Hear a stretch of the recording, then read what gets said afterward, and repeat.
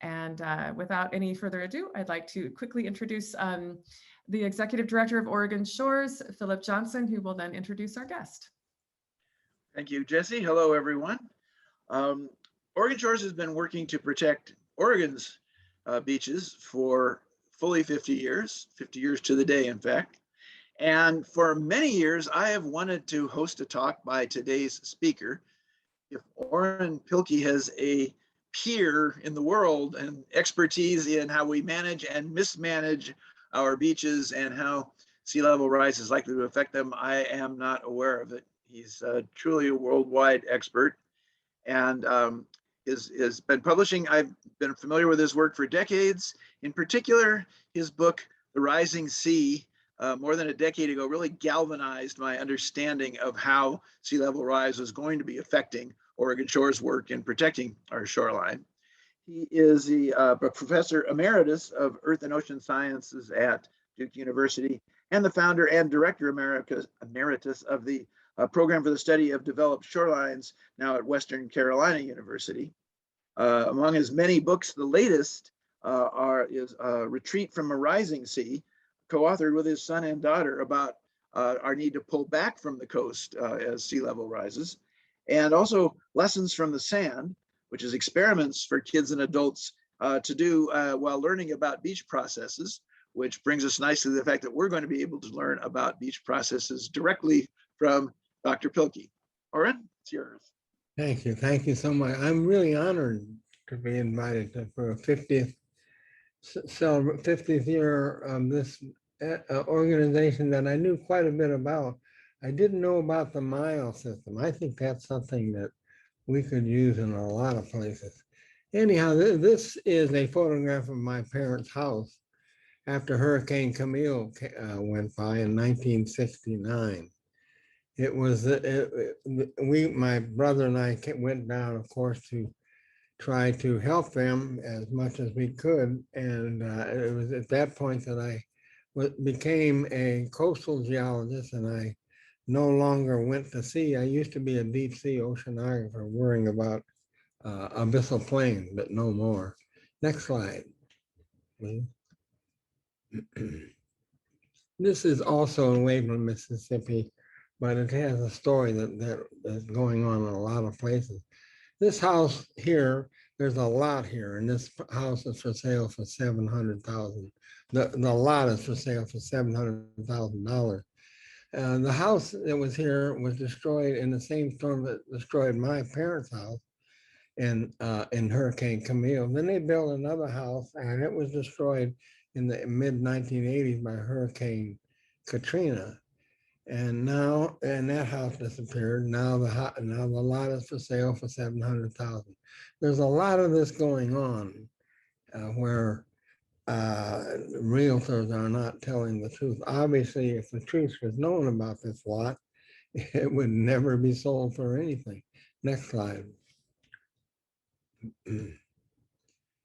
This is one of the disasters that we're facing around the world now. This is in Gabon in Africa, but this is a little unfair. This is a particularly bad spot because it's right at a river mouth. One of the problems we saw that all the blue things that you see there are water bottles. The problem is that the water in Gabon, the drinking water that's available, is usually pretty bad. So there's a lot of plastic bottles of water that's sold at stores, and that's all of that. It seems eventually comes down to the beach. Next slide. This is I guess you call it a house that's traveling around Europe. It's made up of garbage from beaches, and it's a kind of a hotel. And they go to one capital after another, and they have 2 or 3 prominent people stay in the place. They have 2 or 3 bedrooms, and they give talks and so forth about plastic on beaches. Next slide.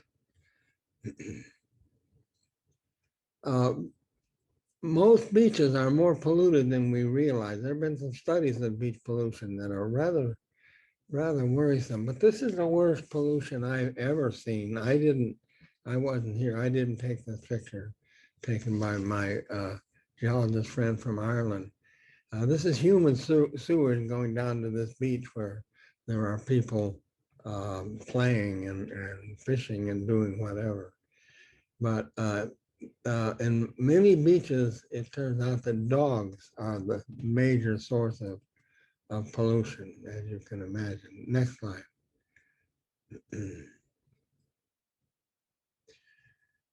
This is a pretty common theme. I don't think it's a common theme in Oregon, but this is a raking of beaches. This is a good way to get rid of everything from sandcastles to cigarette butts to beer cans and so forth. But when you're through with this kind of raking, you have now killed the beach. There's nothing left there alive, very little, not even the tiny myofauna. And so, and these beaches tend to be devoid of birds and ghost crabs and things like that, because there ain't nothing there to eat, although it all comes back. But so there's maybe cleaning in this fashion is not the best way to go. Next slide. This is a common theme. I think it will be seen in every state. The problem here is, first of all, old people like myself would have a very difficult time walking across this beach to get to the water. The second problem is that this also kills a lot of the critters of beaches. Next slide. This is a Padre Island, Texas photograph showing one on the right half of this slide shows a beach in Padre Island, right at the entrance to the beach, where and on the right is they can drive all the vehicles they want. They have vast numbers of vehicles. And on that going to the right. On the left, though, however, they prohibit vehicles, and you can see some difference. And if you would look at it more closely and really look at things, you'd find there being some big differences between vehicles that are driven on vehicles that are not driven on. Next slide. Beach mining. I've just completed a book on beach mining with four co-authors. Beach mining, first of all, sand is becoming a rare thing. Good sand. Only about 5% of the world's sand is really good for concrete. Sand grains have to be angular, so they'll get into each other and make stronger concrete. And beach sand happens to be perfect for that. The desert sands in most of the deserts of the world, where most of the sand is, most of that sand is very well rounded, not angular, so the grains don't grind into each other, and the cement or the concrete is weaker. And so here we see in Sierra Leone, a country that recently went through a vicious civil war and is trying to get back a tourist industry. But here you see what's happening to their beach. They're taking away the tourist industry, obviously. They're also taking away protection from storms. And this is a worldwide thing. In the United States, we probably have less big scale. We have no big scale mining like this. The last big scale mining in the US was closed in 2021 in California. Next slide. This is a big time mining in Morocco. And the same thing all over Africa. This mining is going on. Almost certainly this mining here that we're seeing here is illegal. But almost certainly the country has laws against sand mining. So sand mining is not only taking away dunes, it's also supporting a lot of corruption in small African countries. It's really, in some ways, a disaster for Africa. Next slide. Well, people object all over the world are objecting to it. These are some protesters in South Africa who are objecting to beach sand mining. But they tend to be not very successful. Next slide.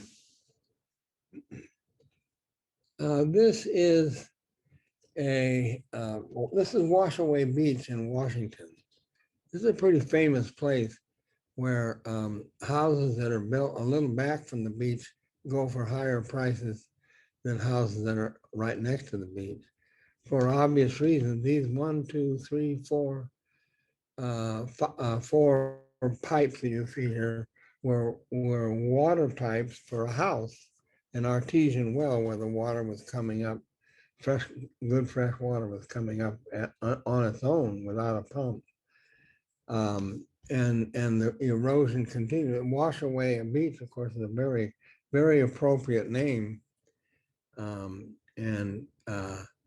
it continues. It still has a problem that's not been solved. It could be solved perhaps by stopping the erosion, by stopping building next to the shoreline. Next slide. Erosion is going on everywhere in the world. 90% of the world's shorelines are to one degree or another eroding. And this is the D-Day landing site in Normandy with the pillboxes now on the beach. Next slide. This is a First World War gun in Mozambique. And this is protecting these guns, and there's a whole series of them. We're protecting the port, the major capital of Mozambique at that time when it was still owned by Portugal. And the channel that the ship would come in to the port was about 20 yards offshore. Seemed to me these guns would do a lot of damage at another ship 20 yards away. Next slide. This is the long-term picture. This is the dotted line that you see here is the shoreline with the Roman coastline, as it says in the index in the thing there. And the black dots are communities that are on the continental shelf. So this is the 2,000 year picture. In this case, there are some 20 some communities that are on the continental shelf. These were genuine towns. That is, they had jails, they had courthouses, they had places to eat and so forth and so on. They're the real thing. And Ravensperm down at the bottom was mentioned by Shakespeare 3 times in 3 different times. This is 2,000 years. Next slide. Well, we have a rising sea level. And one of the reasons it's rising is because of the melting of glaciers. This is a photograph taken in, well, it says 1941, but a USGS geologist, Bruce Molnia, went back to the exact same spot, and he took some care to get the exact same spot to stand on. Next slide. And you can see that's what it looks like now. And he told me that it was much more difficult to get to the exact same spot because there was a lot of vegetation there that wasn't there when the first photos were taken. And he's gone all around, he's the USGS geologist, he's gone all around these glaciers in Alaska and is doing it again, by the way, this year. It's really interesting. The glaciers are going back very rapidly. But that's not the only thing that's causing sea level rise. In fact, until recently, it's been thought during this last decade that the heaving of the ocean is causing expansion was doing most of the sea level rise. Next slide.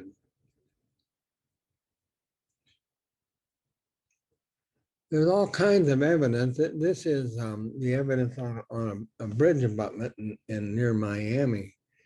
And it shows, then a geologist friend of mine happened to be talking to a botanist or a biologist who said, I got some photographs of this abutment. And sure enough, he took the old photograph and then took a new photograph, and you can see the difference. Now, there's a problem with this. So you don't know whether the abutment sank. Is it possible that the weight of the abutment actually caused some sinking? And maybe this isn't sea level rise. But the chances are good that it is, because it fits in with a lot of other evidence. John Englander, a California geologist, has just summarized a lot of data from satellite imagery in the Atlantic Ocean, in the mid-Atlantic and the mid-Pacific as well.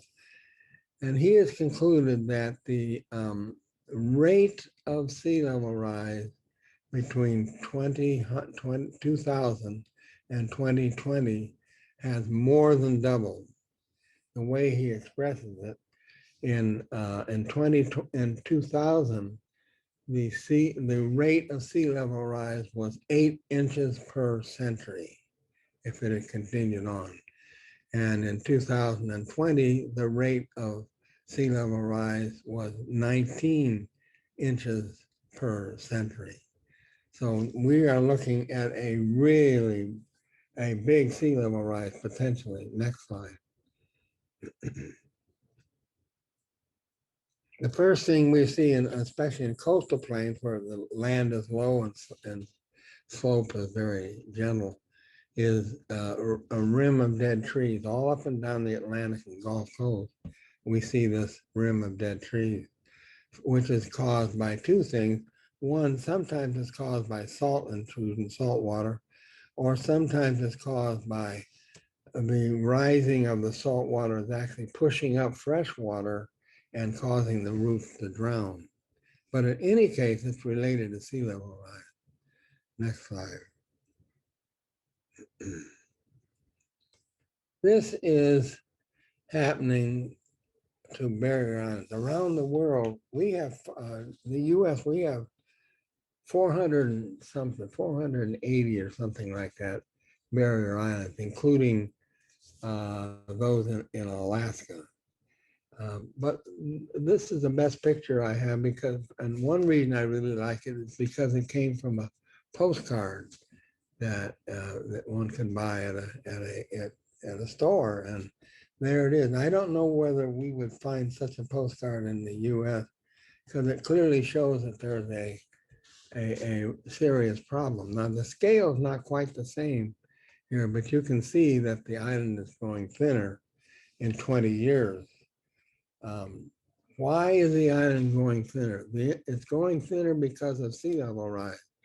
And the way I like to think it, the barrier islands realize that they've got to migrate. If they don't migrate, they will not survive. But they can't migrate until they're thin. So this island here in 1989 was preparing to migrate as the sea level rises. So, and we have good evidence in the eastern Gulf Coast, Atlantic and Gulf Coast, that on the continental shelf, that some of the islands have migrated all the way in from the edge of the continental shelf when the sea level was 400 feet lower than it is at the present time. So this is what our erosion problem is in much of the East Coast and Gulf Coast. This looks very much like an island in North Carolina, Shackelford Bank. Shackelford Bank has in the old days that had a line of posts for a telegraph line going to a Coast Guard station. And sometime in the middle of the 20th century, they cut out the poles and just cut them at ground level. And now, however, the poles are out in the ocean. And at least there's a whole line of them out here. So, and then on the other side over here, if we call this Shackelford, the other side over here, there's a fragment of a house that's about 150 feet offshore at that point.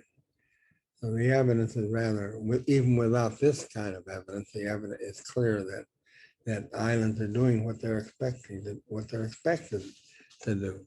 And this is happening all over the world. That islands are thinning, getting thinner very quickly. Next slide. Well, one of the problems with sea level rise, and that's particularly strong on coastal plain coasts, is high tides, king tide. This is a king tide in Annapolis, Maryland. King tides always existed, but king tide used to be lower but the reason this is so high and the reason the street is being flooded is because the sea level has risen, causing a high tide that is as much as 2 feet higher than normal. And that 2 feet is due to sea level rise.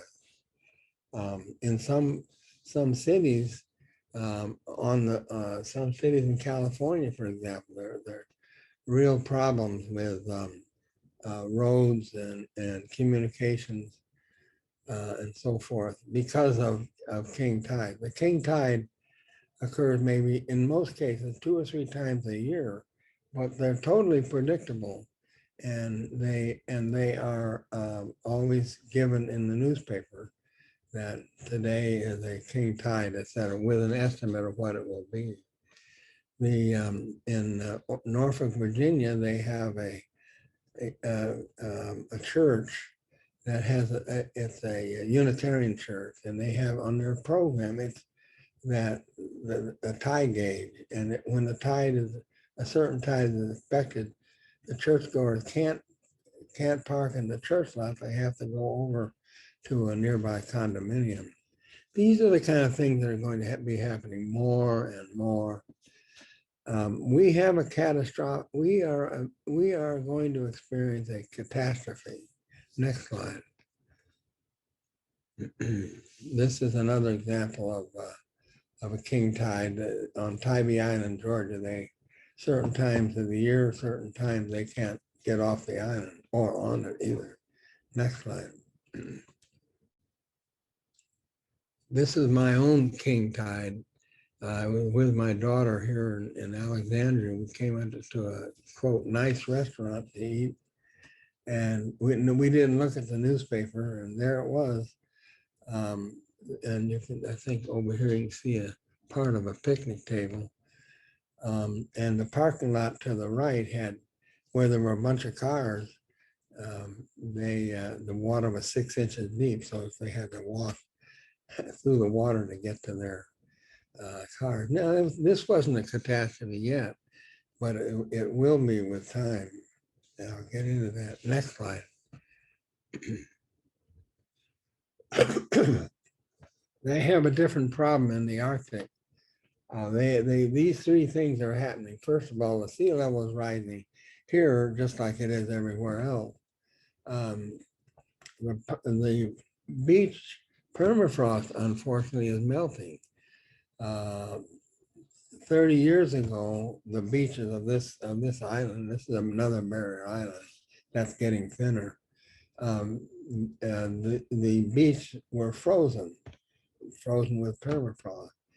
And now, during the summers and springs and falls, some of that permafrost is melting, and sometimes as much as 10 feet deep in the beach, melting that much. And then at the same time, they have a problem of the sea ice has gone away, or it is. Normally the sea ice would come in September for much of the Arctic, Alaska, but now the sea level, the sea ice is coming in in November, and in Barrow, Alaska last year it came in January. So, and well, what's the problem with that? Well, next slide, I think. Well, this is the village of Shishmaref. And this seawall here, this revetment there, is because you're trying to prevent the island from getting thinner. Next slide. Well, here's sea ice is there. This is the same community, and you can see why the sea ice is so protective, especially if it comes in by September. And now that it doesn't come until late, and now that the permafrost is melted in the beach, and now that the sea level is rising, this looks like a real disaster coming in many villages in Alaska and northern Canada, and also in Siberia. Same problem in Siberia.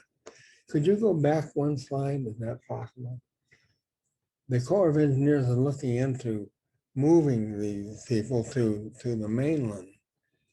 But this is 540 people live here, and it's going to cost 100 to 200 million, or I guess 580 people. And then there's a whole bunch of villages. So what are we going to do about this? That's a problem for the future. Next slide, for the near future. This is a fascinating house that fell in Shishmaref. But when I examined it closely, I discovered that it's being repaired. They want people to visit Shishmaref and to see that they have an erosion problem. And the house, after it fell in, began to deteriorate. So they've started repairing it to keep it looking bad. So that's the only time I've seen that. Next slide. Here is a community in Spain. This is a fishing village, and it has experienced what so much of the world and the US has experienced. Next slide. This is the same village in 40 years. And it turns out that in the US, in much of the US, about in the early 60s is when the big rush came to the beaches and came to the shoreline, and we had this kind of unbelievable development. There ain't no fishing village here anymore. Next slide. This is Miami. Miami is going to disappear in this century, maybe in 50 years. That's because Miami sits on top of what's called the Miami oolite, or the Miami limestone. And the Miami limestone is 50 to 80 feet, something like that thick. And it's highly porous and highly permeable. And it got a lot of publicity when the recent condo fell on north of Miami Beach, because apparently part of the problem was the Miami limestone, which is filled with salt water. And there are some small ponds in Miami, which when they measure them very carefully, they actually show slight, rises in sea level of an inch or two in the ponds that coincide with the offshore tide. So this means as sea level rises, the water is going to come up in through the city from below. And this is why Miami is going to be abandoned. The Corps of Engineers has planned to build a 12-foot seawall around the ocean side of Miami to protect the city from storm waves. But it doesn't matter whether the seawall is 12 feet or whether it's 150 feet. It ain't going to do nothing because the water is going to come up from below. And I find this very interesting. I feel that the planners in Miami, and with the exception of some geologists involved, cannot get their head around the possibility that there is a catastrophe coming. There is a catastrophe, and that's going to be the flooding. First, there'll be an inch of water in Miami. It'll be salt water. And then there'll be 2 inches, and pretty soon it'll be 3 feet, and so forth. I mean, Miami is doomed. 4 million people are estimated to become environmental refugees. Next slide. Here shows the degree, that shows the extent of the Miami limestone. And you can see it goes up under Fort Lauderdale and Miami and around much of South Florida. And it's the source of so much disaster. Next slide. And here it is.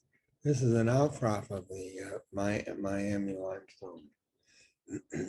The limestone, I think, is Pleistocene Ice Age. Next slide.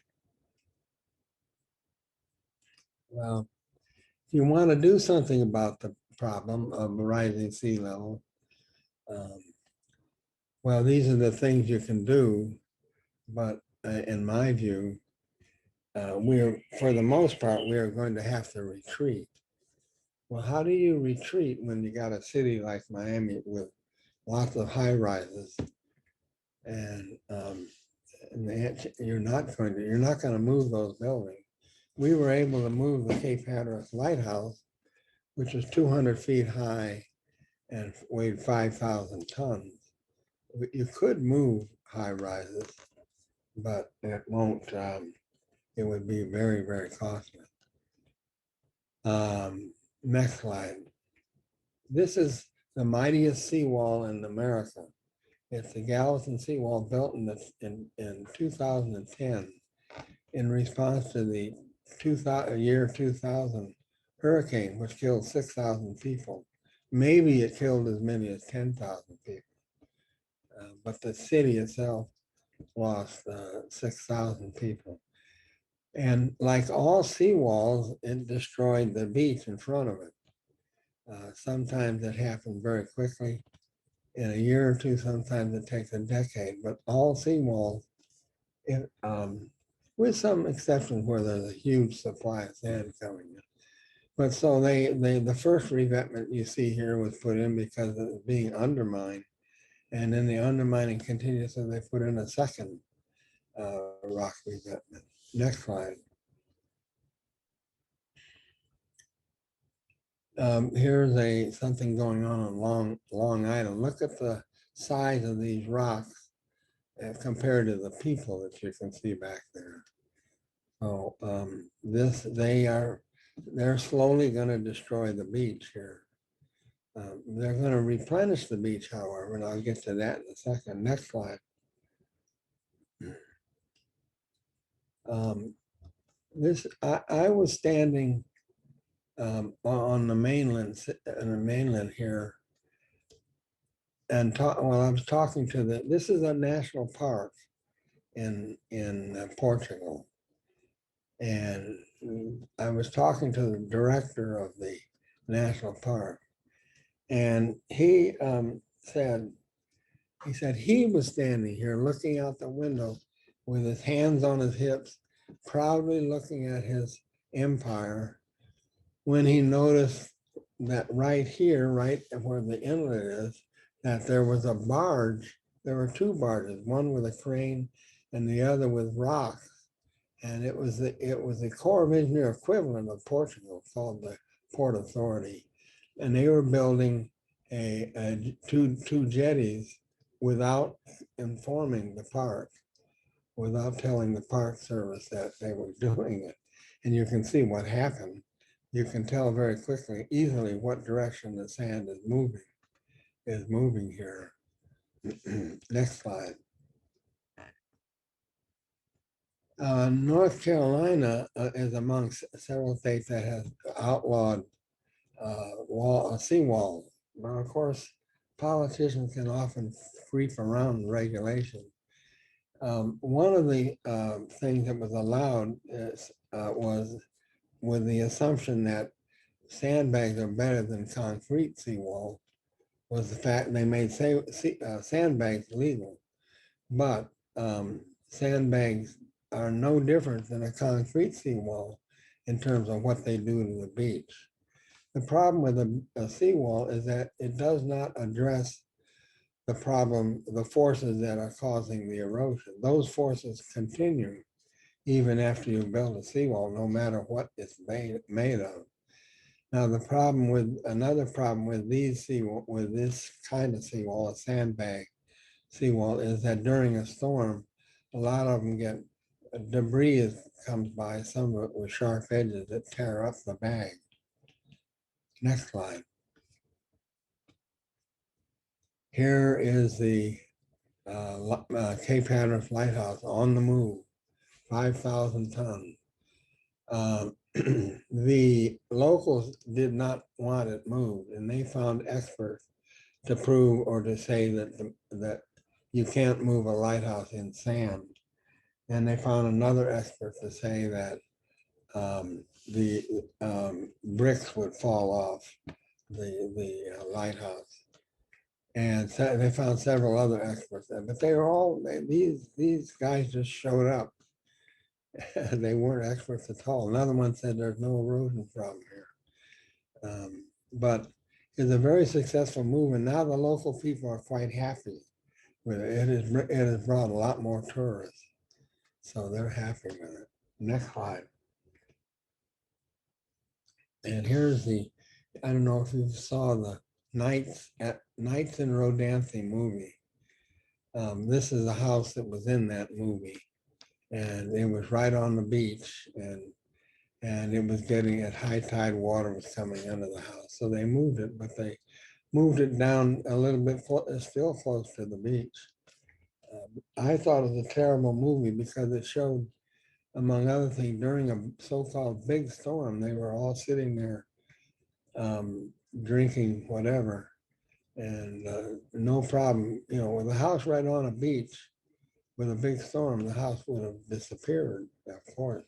Next slide. This is the Outlaw House, which is famous in North Carolina because it has been moved back 3 times from the ocean. And the first 2 times it was moved back by mules pulling the house on logs. But unfortunately, that's not being done very much. Well, we have tractors now that we can use, but it's not, the retreat is not happening as much as it should. Next slide. This is in Colombia, South America, on the Pacific side. This is a house being moved in a small village. And they told us that once they put the posts in, they could move the house in a week. The house was made up of panels. You can see one panel is left, and that panel can be carried by 2 men. And so they, once the posts were in, the house could be moved quite quickly. And you can see that it's prepared for storms. It's on stilts. For certain storms, it's prepared for. Next slide. This is beach nourishment. According to the program for developed shoreline, according to the program for the study of developed shoreline, Oregon is the only coastal state that has not done beach replenishment. Maybe you've done it on a small scale, but you've not done it on on a million cubic yard type scale. And I think that's good. That's a good sign for several reasons. First of all, this beach here that they're doing, it will be gone in 3 years. It will be largely gone in 3 years. It'll disappear kind of in unevenly, but basically within 3 and maybe if they're lucky 4 years, the beach will be of no use. And beach nourishment costs at least $1 million a mile, And we have some beaches that cost $20 a mile, $20 million a mile. And in New Jersey, there's some beaches that cost $25 million a mile. That's a lot of money. Next slide. Here, maybe this is maybe this is the solution. If you can't move these high rises, which is true, you can't move them. Not really realistically. You can first of all abandon the lower 2 or 3 floors, build them up with the sand and mud and so forth. Grow your vegetation on that one high rise that's got the color. That's all food, and you have some kind of communication between buildings that you can see there. This was this is something that was an idea from Auckland, New Zealand. We're not anywhere near this, of course. Next slide. This is another raising building. This, generally speaking, apparently, at least in New Jersey, this costs about $100,000 to do this. So that's a lot of money for an individual. Next slide. This is, I'm very proud of the French. This is an amazing story here. They had a big storm in 2010, and all these houses. Look at all these houses here. Now look and watch for the next slide. In 2014, there ain't no houses here. Those houses weren't destroyed by the storm. They were. A lot of them were damaged, but they decided they wanted to get these houses out of there. Why have damage in the next storm? And why aren't we doing that? This is amazing. I'm very impressed. Next slide. This is the same.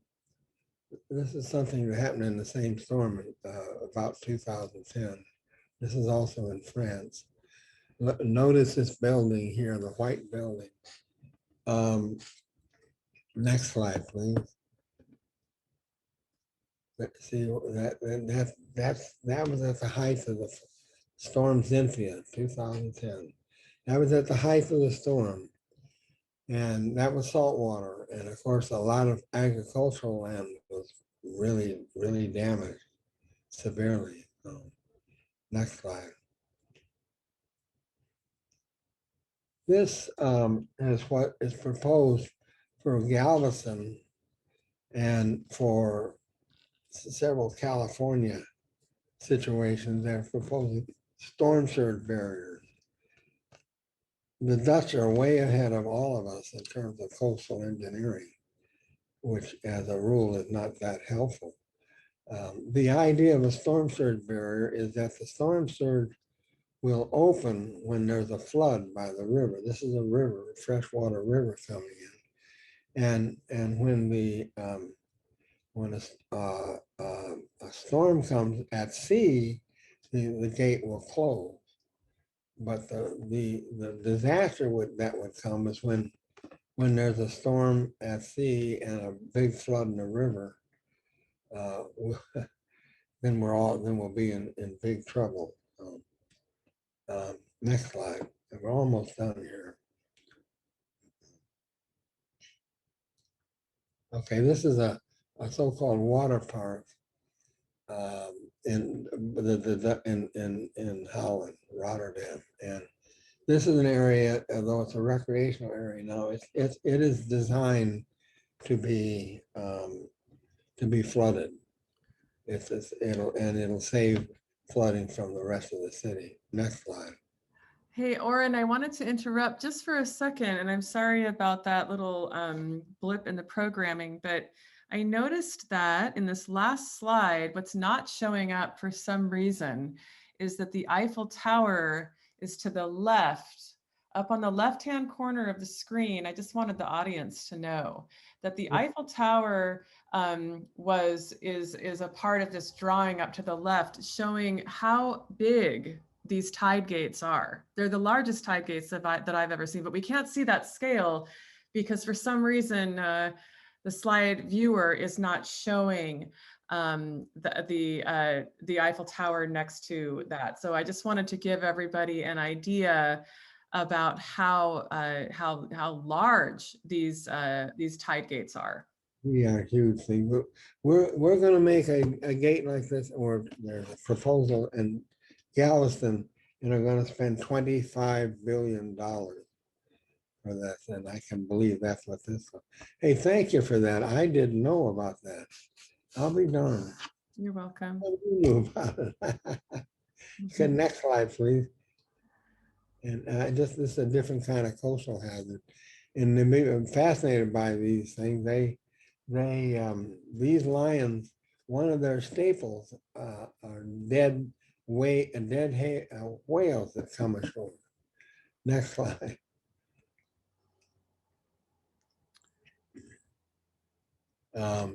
This is the problem with storm escape. Escaping from disasters of all kinds is a serious problem.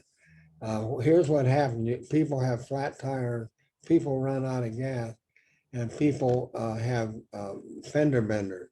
On the lower left side, you can see a fender bender, that a brown colored car has been being hit on the side by another car. Of course, that stops all the traffic.